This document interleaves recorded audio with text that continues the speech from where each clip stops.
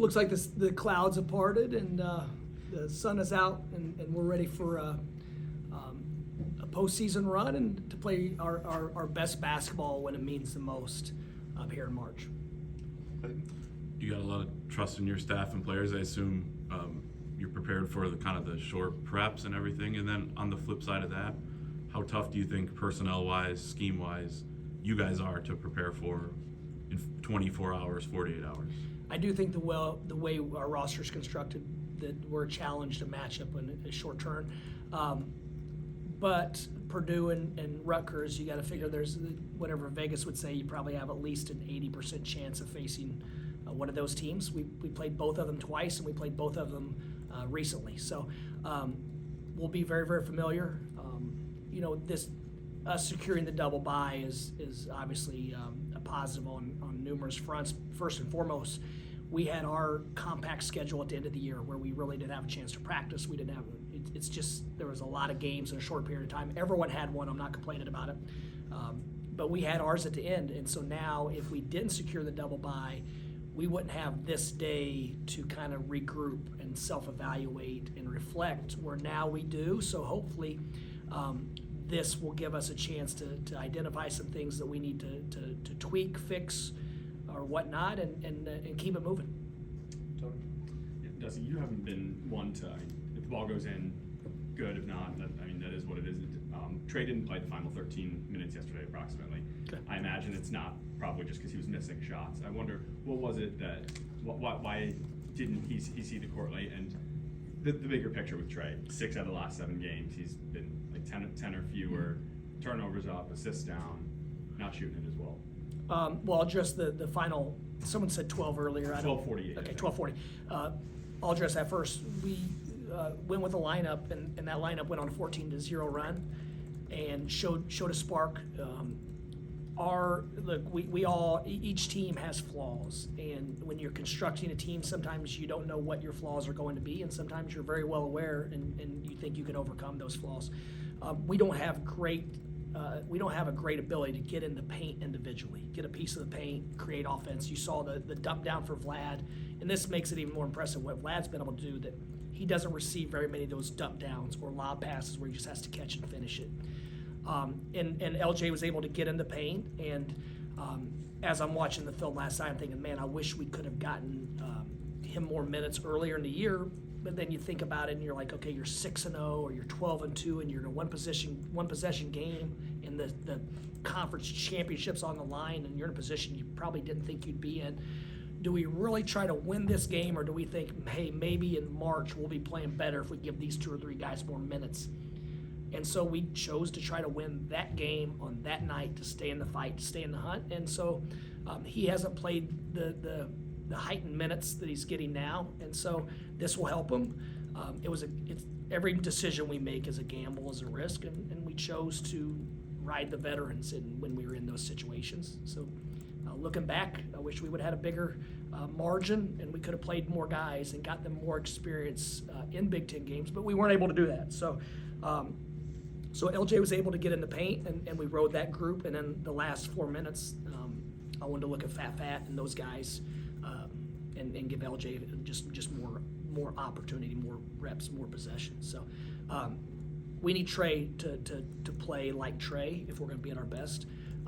When you look at our most productive games, UCLA, the first half at Indiana, it's when Trey was running our team at a high level, and the shots, they're going to fall. But I just told someone in the office, if you would have said, hey, Dusty, in 20 games from now, you guys are going to shoot 30% from 3, I'd be saying that, what is today? March 10th? I'd say I'm probably on an airplane on March 10th to go recruiting. That we probably didn't make the Big Ten tournament. In full transparency, I wouldn't think we'd be 14-6. I think we'd be 6-14 if you told me we're going to shoot 30% from 3 over the course of the Big Ten season. So we have guys that are going to make shots without a doubt. In my mind, I'm obviously a very optimistic person that believes in our guys, but I thought yesterday there were probably 8 or 10 shots that, from my angle and my view, I thought they were going in, and they rimmed in or out. They hit the back of the rim. And then I start just thinking about it at a deeper level, is because we're playing behind. Is our starts causing us to play a little, just a little bit tighter because we're playing from behind, or is it just that point of the season where the shots just aren't dropping? Your legs are a little tight, whatever the case. So there's a million reasons why those things happen, but. The last 2 days of practice leading up to Michigan State, we shot the ball like we did earlier in the season, and I felt like other than 1 or 2 of our threes, we generated really good looks against Michigan State. And so you got to believe that if you keep doing that, then they're going to drop, especially with a little bit of a break here now, and hopefully some renewed confidence going into the new season. James? Just when you've coached and been on staffs that teams that have had success in the postseason, I guess from your experience, is there a common trait or quality that those teams seem to share that have success? Well, you guys asked a question the other day. I can't remember who. It might have been you, and asked if we'd ever been a part of something like this. And someone on our staff said, yeah, when we made the Elite Eight of Florida, we lost 3 games in February late, 3 consecutive games in February late. So I didn't remember that because, like everything else, I don't remember. I didn't even realize until a little bit ago that we had a 5 or 6 game winning streak in between this last. I didn't realize that because that's not. Whether we're playing Purdue, USC, Rutgers, or ourselves, that's where my attention's going to. Not, oh wow, that's 3 games in a row. Has this ever happened before? How do we counter it? It's how do we get our guys back believing the way we believed before, and how we're playing with the same edge and confidence that we played with for a majority of the season, and also not taking into consideration who we were playing, which I think the last 3 games, in my opinion, might be the 3 most talented rosters in our league. If they're not the most, they're up there. I mean, UCLA's obviously got an extremely talented roster. There's some other groups that, have great depth and size, athleticism, good players, well coached. And so I definitely think it's a bad time not to make shots and turn it over when you're playing the quality opponents that we were playing. And then you have several players on this team that have had postseason success at other schools like Danny, Vlad, Trey, and Amari. How much does that matter if it's coming here, and where does that maybe shine through the most? I mean, I definitely think it matters, but and this is just my opinion once again, but I think what matters is we've been playing in heightened games for the last month, where every possession is big. There's championship ramifications on the line. We're in the driver's seat, and so it feels like we've been playing one and done games for a while now. Up until yesterday, it felt like every game was a one and done game. And so hopefully because of that experience and that familiarity, but when you get into a win or go home setting, I think it comes down to matchups and health and things like that. But the matchup piece is big. What if you go against a team that their strengths are your weaknesses, then you're going to be in a dogfight. Andrew? Obviously, every game hasn't been like yesterday's. You got Danny and Vlad as the big scores and not much else. But in general, how important do you feel it is to get a consistent third score? I mean, I think I'd be stating the obvious that we when we've been good, we've had that, and when we haven't been at our best, we haven't had that. Vlad's getting a lot of attention, and we've got to do a better job of leveraging that attention to create closeouts and open shots for the other guys. That's on all of us. And then, kind of personally, how are you feeling this time of year? Are you excited? Are you stressed out? I'm terribly excited. Me personally, yeah, I'm extremely excited. Like I said, today is a good day. We don't know who we're going to play. I mean, obviously, we're going to prepare for all 3 teams, and we're going to, I don't say fully prepare for all 3, but we're going to look at the things we struggled against all 3 and realize we may see these scenarios again. So we'll tailor that into our practice tomorrow. But when you reflect and you see how poorly we've shot it and how well we've defended at times when we weren't making shots, and that's the hardest thing to do. When we've made shots, we've defended, and our energy's been great. And so this reflection period has given me a lot more hope than maybe just how I felt yesterday after watching the game and then watching the film and looking at it from a very, very, definitely, I wasn't looking at it from a bird's eye view. I was definitely looking at it very, very, 6 inches away or 3 inches away. And so I feel a lot better about it today, but just excited that our guys, I think that they still are trying to figure out a way to do it together as a group, and they still trust and believe in each other, and that gives me the most hope. Carlos? Yeah, Dusty, it's been almost 24 hours since the game, the logo incident. Just wondering, looking back on that, is there any regret as far as not maybe being aware of that tradition and informing your players about it? Or are you happy that, or that they literally stood their ground and were where they, should have been or could have been? Remind me to answer that last part, because I think there's a lot of layers to this. Number one, do I know the customs and traditions of any other Big Ten school? No, I don't, and won't know until I experience it. I don't watch Michigan State documentaries. I don't have a Sparty foam finger growing up, so I have no idea what they do. I know this, that the officials walked over and said that they have a tradition on senior night where their players kiss the logo as they're coming out of the floor. It's gonna take some time. Great, that's awesome. These seniors deserve it. And on top of that, these guys earned a Big Ten championship. I have a lot of respect for what that team did this year. 17-3 in this league and battling the way they battled, I have a lot of respect for what that team did. Now, as far as what happened after that, from my perspective, I'm standing on the sideline, and keep in mind, Cohen Carr had just gotten a layup a couple minutes before on the last free throw. They missed a free throw. He sprints past us, they advance it, and so we had talked about being more alert on free throws. And so I think it's Pippins at the line, LJ and Fat are half court.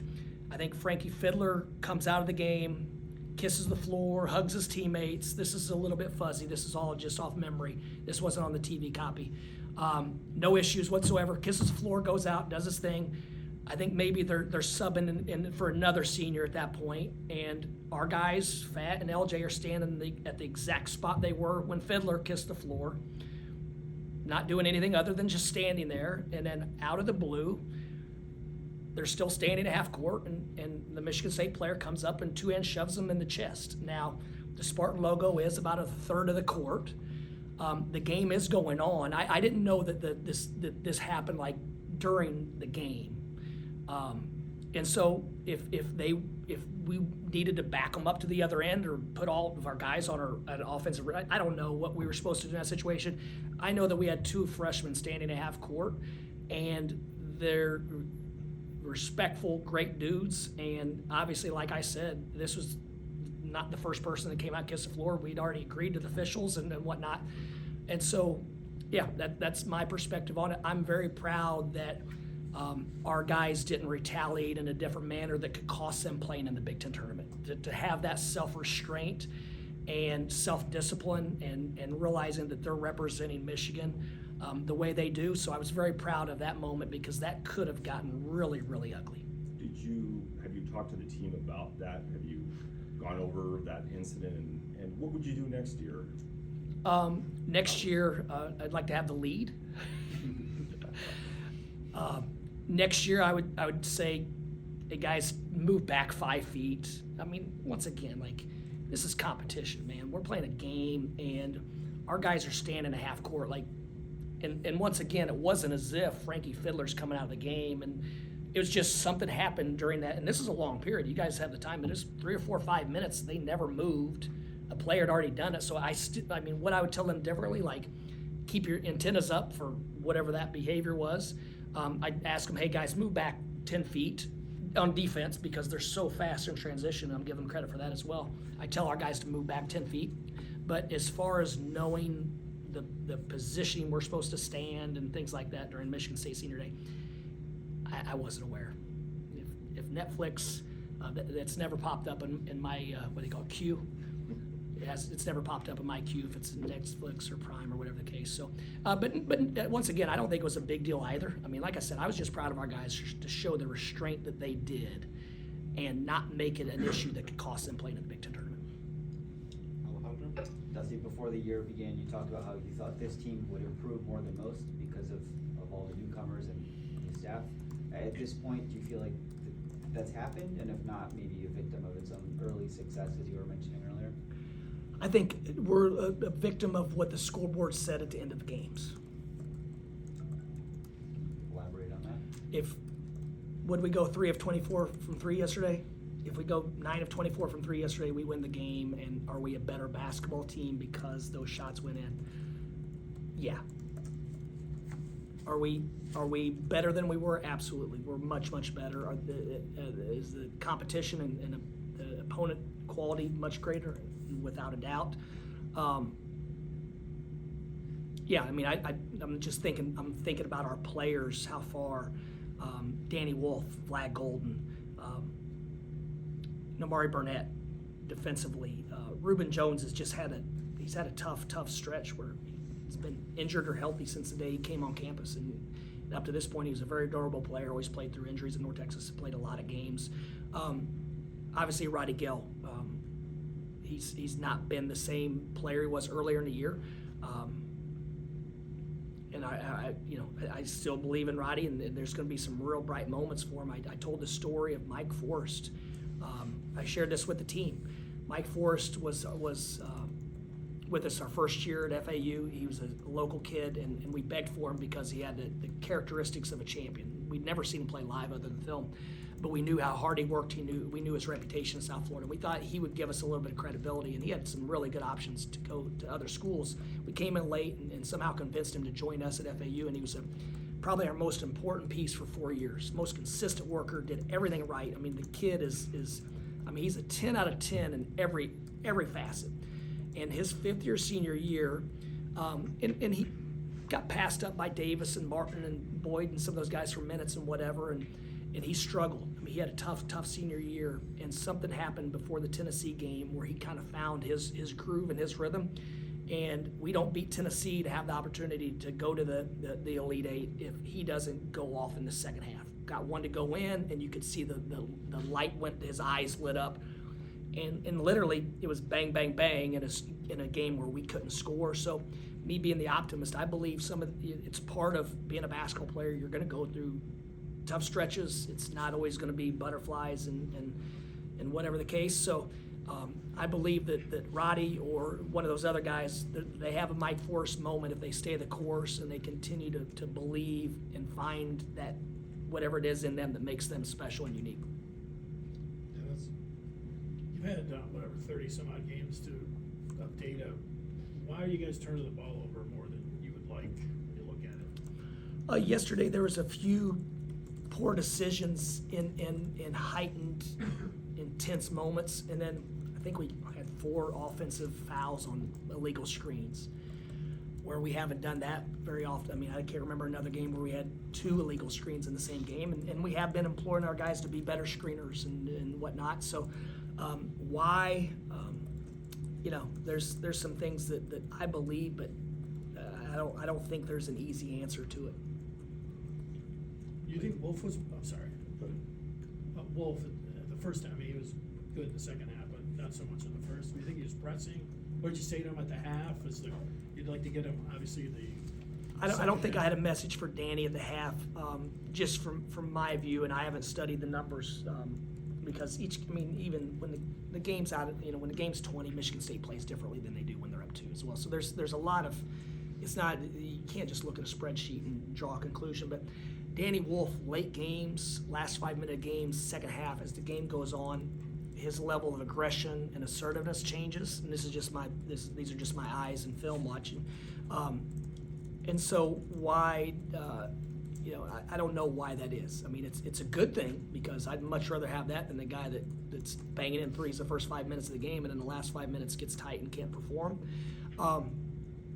So Danny he's done that most of the season. He's played really, really well late and down the stretch, and we lean on Danny. I do think that the cumulative effect of those turnovers caused us to play more sped up and not as trusting of each other as we needed to be.